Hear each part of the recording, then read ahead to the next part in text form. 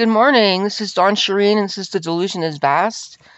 It is 6:02 a.m. in Flagstaff, Arizona on a Monday morning, and I woke up at 5 o'clock, like, boom, on the nose, fight or flight, ready to go. So I figured while I'm awake, and only somewhat triggered right now, that I'm actually going to recreate for you all a little bit of how I wound up in this situation, and also to refresh my memory a little bit about how I wound up in this situation, so that when I wind up in court, it's not such a distant memory of how I wound up here and how this transpired and what I think is actually going on, and how I plan to survive and get justice from this situation. So, you know, I don't want to replay the whole my past life here, but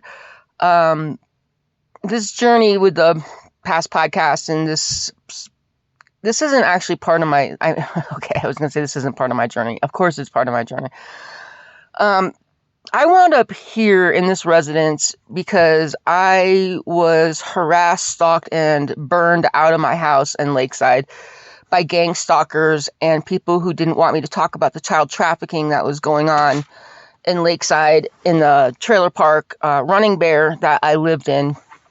And Christopher and I found out a whole bunch of information and discovered a whole bunch of stuff about it. And he wound up not on this plane.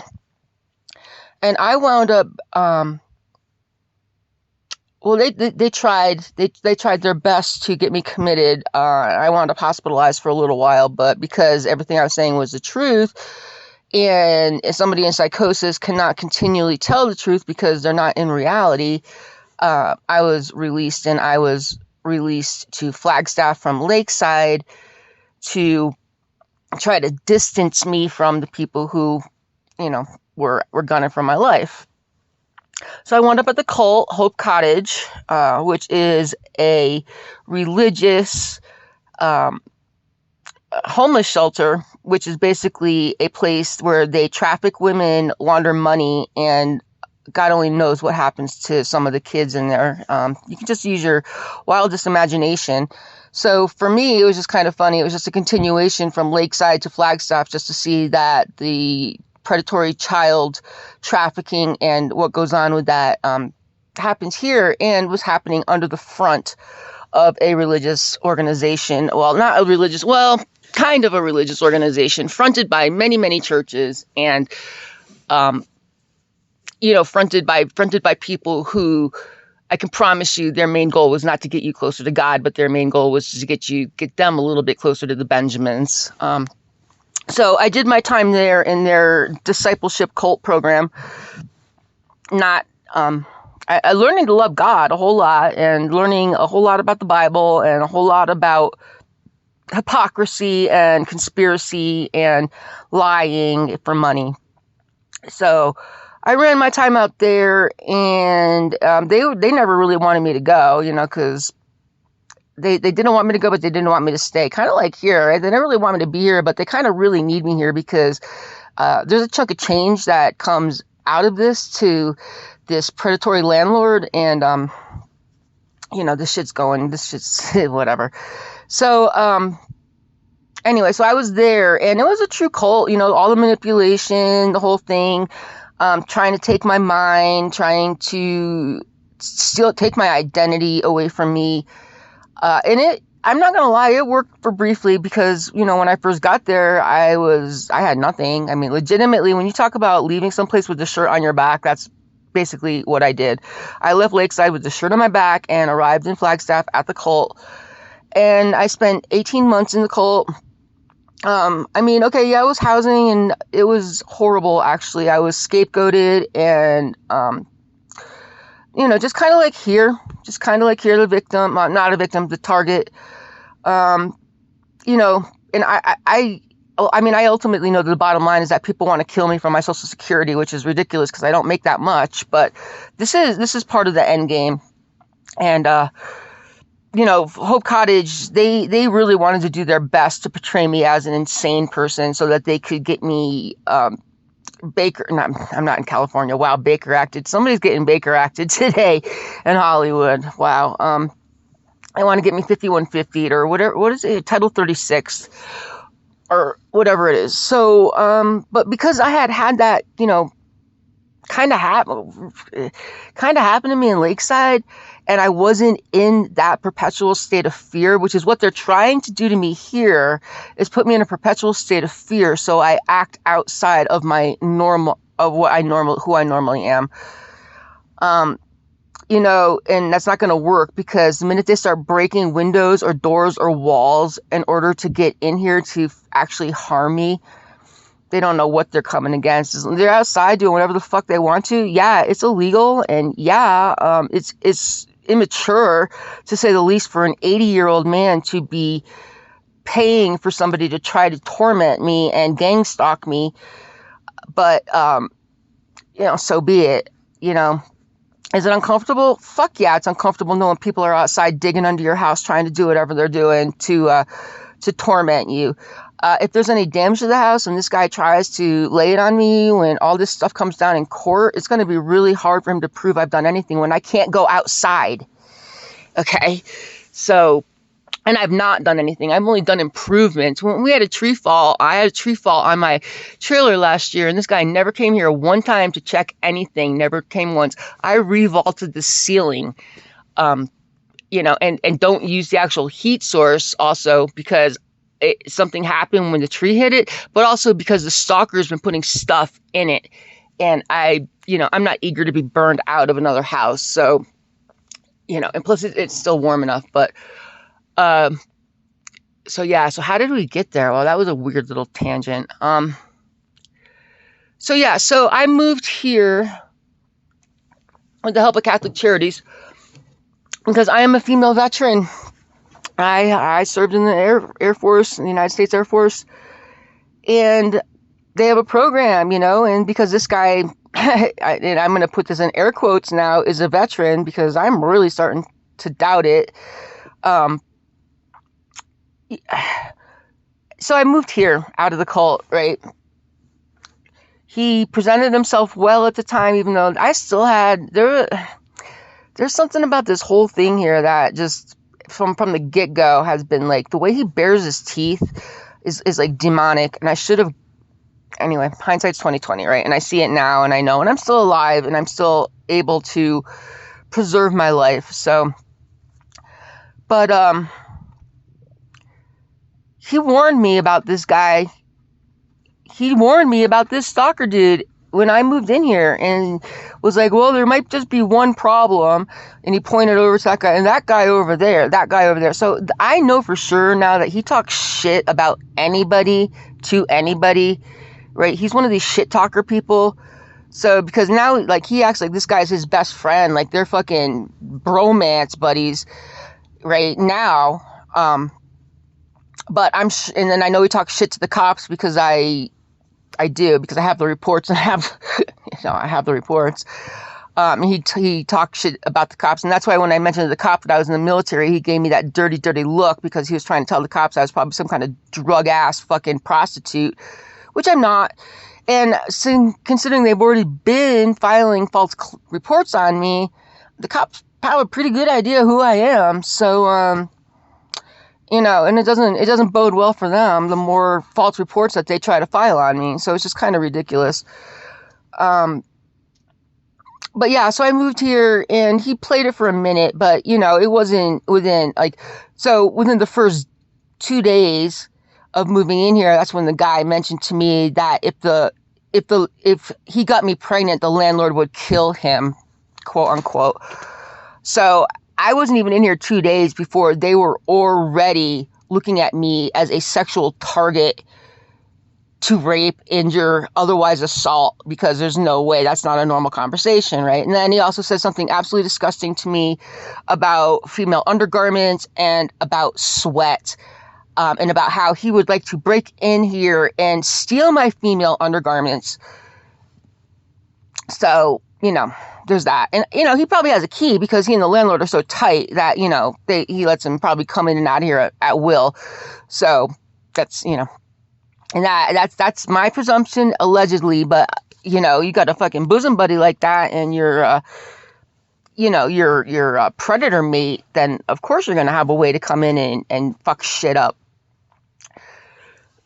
So anyway, this has been continuing and this guy's been stalking me and, I've been, but seeing that this guy, who knows, it's easy enough to bribe a cop, right? And I'm not saying that Flagstaff cops are bribable, but I'm not saying that they're not, right? So go against me, keep going against me. And then over this weekend was the final blow where he just decided to actually hire the stalker to come and just do nothing in the yard because there's just piles of shit everywhere. He can't complete a job. He's the most lazy effer that I've ever, I don't know him because I don't know fucking shit about this dude except that he's a predator, stalker, voyeur. But, and my landlord is now an accessory to this. But and this is what I wanted to get into. So when I first moved in here, I had one friend, and the landlord mentioned to me that he had ways of knowing how many times this person was on my property because there's cameras everywhere. So how is it that he can use the camera against me? And it wasn't really, I didn't do anything wrong. So it was like, yo, you're freaking watching me. You're a weirdo too. But at this time, when it comes to actually pinpointing what is going on with the stalker, he can't seem to make these videos available. Okay. Now, like if somebody can access Ring through Google, you would think that the freaking people that I'm now having to deal with in regards to this situation would be able to hack his Ring and all the cameras, right? But I mean, that's just been sticking to me that he could use that against me. And the more I keep thinking about this situation was straight up manipulation because I had done nothing wrong. Yeah, this guy that was coming around, he made an error, but no more of an error than my stalker being around my house at 5:30 in the morning under the house, right? Exact. Okay. Now he had a problem with this guy being here at 5:45 in the morning when he was sick and needed to go to the hospital, but he didn't have a problem with the stalker being under my house at 5:30 in the morning. And so he tried to manipulate me there. And he tried to scare me into thinking, and it worked because, I had just come out of the cult, and now I'm thinking that there's some kind of influence between him and the cult. And, so it just goes deep. I've already figured out the Lakeside connection. So yeah, that's where I'm at right now. So today I'm waiting to, I had to make some phone calls and fill out some forms this weekend in order to protect my life. So I contacted the Attorney General's Office of Arizona in regards to the my civil rights continually being broken by the landlord not following the lease on giving me notice when people will be in the yard, knowing that I was human trafficked and raped, and now using that against me and trying to instead intimidate me with that information instead of protect me against anything else happening to me. So that's where that is. So sometime this week I have to go get police reports and I have to go and talk to a judge because I had an opportunity to get a order of protection last time and I chose not to give him any more issues in his life because his wife is sick, maybe. And I didn't want to add any more stress to it, but instead of that, he used that against me to use the information that he knew about my trafficking and rape and all that against me in order to intimidate me to leave or something. I don't know what the end game is. They probably want me out of here so they can try to get more money, because it's always about money. It's always about the money. So anyway. See, that's a little less triggered than last night. And is there anything else I really want to... There's lots of stuff I want to say about this. All the times he never gave me notice. So he never gave me notice when the tree guys came. He never gave me notice when he replaced the hot water heater. And all of a sudden had some weird guy walking through my fucking house without my knowledge to come and turn the water off. Okay, and the guys actually turned out to be one of the better people in this scenario. But nonetheless, no notice. No notice when he's turned the water off before. There was one time I actually was dyeing my hair and went to go rinse it out and no water, no notice. So many times. So many times. So, and as far as I'm concerned right now, the lease is absolutely violated. I mean, it's like, I'm going to stay here because I paid, and, and any more retaliation against me, knowing that I'm going to move forward, is absolutely now an accessory to everything that the stalker's done and his own charges now. So, yeah, he's really got himself into a little mess. And so his name is Henry Valdivia. I live in Flagstaff. The other guy's name is Bill Blankenship. They're basically the Diddy and Dre of Lakeside. Wow, Lakeside. That's interesting. Well, now I know for sure there's a Lakeside connection. So the Diddy and Dre of Flagstaff. I already know there's a connection, but now I have to check it more because, human trafficking is it's a real thing. And just because I'm not in Lakeside anymore doesn't mean that human trafficking isn't going on in Flagstaff, extremely close to me. There's a lot of missing kids around here. There's a lot of missing Native ladies. And everybody just seems to be so complicit with everything that goes on in this property.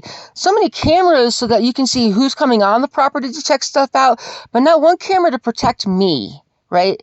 My landlord pays for my stalker's Ring camera. Tell me that there's not some kind of protection going on there, right? What is going on? So either the stalker has something on the landlord that he can blackmail him with, which is probably now a little too late, or he has something that he can get for the landlord that the landlord can't get himself. And I my landlord's an old man, 82, but I guess that doesn't mean he still can't be fucking addicted to some fucking weird ass shit. Maybe he's addicted to snuff films. Maybe he's addicted to fear. Maybe it's like Monsters, Inc., right? And they got to feed off the fear. Well, I'm not your adrenochrome, so you guys can just stop. So I really wanted to get that all out before I got any more triggered today and anybody else shows up on the property. I will be hearing from all kinds of people shortly, no doubt, because I made a lot of calls this weekend in order to, if I died, to get at least the right people for them to investigate so that they didn't waste their time investigating the wrong people. So I hope we all have a good week. Okay. I mean, I'm just getting this out there because I meant to get this out on last night's show and I was so effing triggered that I literally couldn't think straight.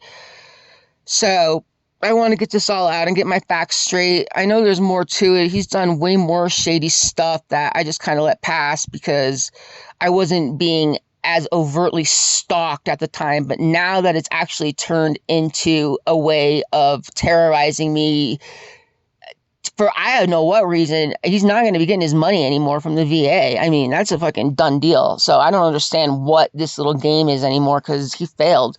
If he was afraid that he was going to lose the other tenant when all he had to do was tell him to stay the fuck away from me, well, now he's going to lose two tenants because, I don't get it. It's stupid. He could have just as easily fucking fixed this and maintained everything the same on the property just by maintaining a boundary between me and the fucking stalker. But instead, he decided to go to war. So, here we are. War it is. War with the traitor.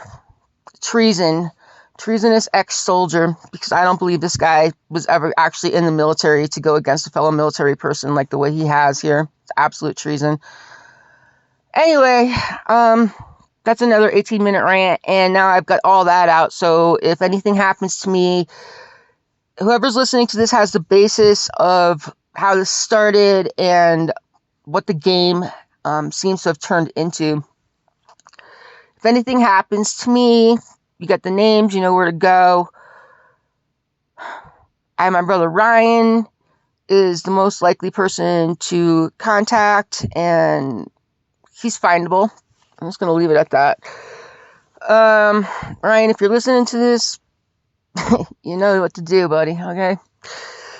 And I think that's it for today. It's Monday, like I said again, it's Monday. It is now 6:22 a.m. on a Monday. I am alive. I am well. I am totally not suicidal. I have every desire to live my best life moving forward. And that's all I got to say for now. So, hey, this is Dawn Shireen, and thanks for listening to this episode of The Delusion is Vast. Hopefully soon we will not have to be talking about stalking. And hey, let's all stay alive, okay? Later.